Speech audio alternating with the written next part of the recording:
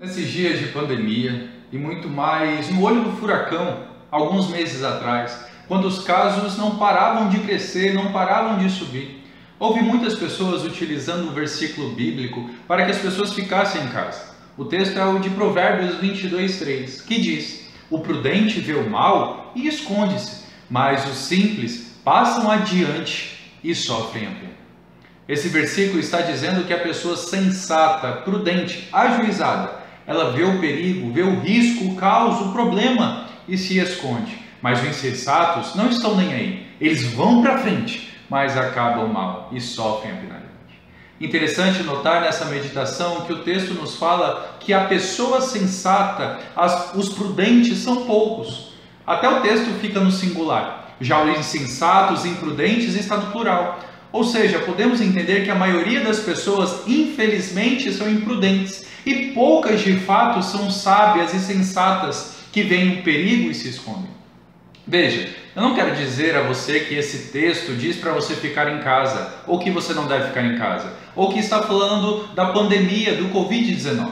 Apenas quero mostrar que existem perigos muito mais sorrateiros e perigosos. E não destrói somente o físico, mas o espiritual. Não envolve somente essa vida passageira, mas envolve a eternidade, a vida vindoura. Há muitas pessoas que protegem suas casas, suas famílias, seus bens com seguro, alarmes, câmeras, muitas coisas, mas não protegem a sua casa, a sua família do pecado. E o pecado ele é sorrateiro, ele chega quando nós menos percebemos e vem fantasiado de algo bom, bonito, gostoso e atraente.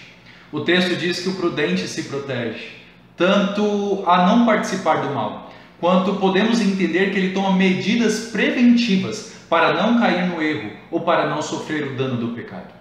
Muitas pessoas vivem sem perceber essa ligação.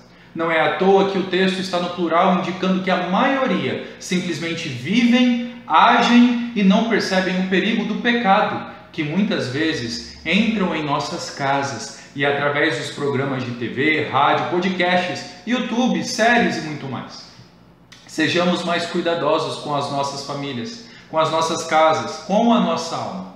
E sejamos prudentes nessa luta contra o pecado que nos assedia. A pessoa sensata, prudente, ajuizada vê o perigo, o risco, o caos e se esconde. Mas os insensatos não estão nem aí, vão à frente e acabam mal sofrendo a penalidade. Que Deus abençoe você, que Deus abençoe a sua casa e que vocês possam sim se cuidar e fugir do mal, do pecado. Um grande abraço, Deus abençoe.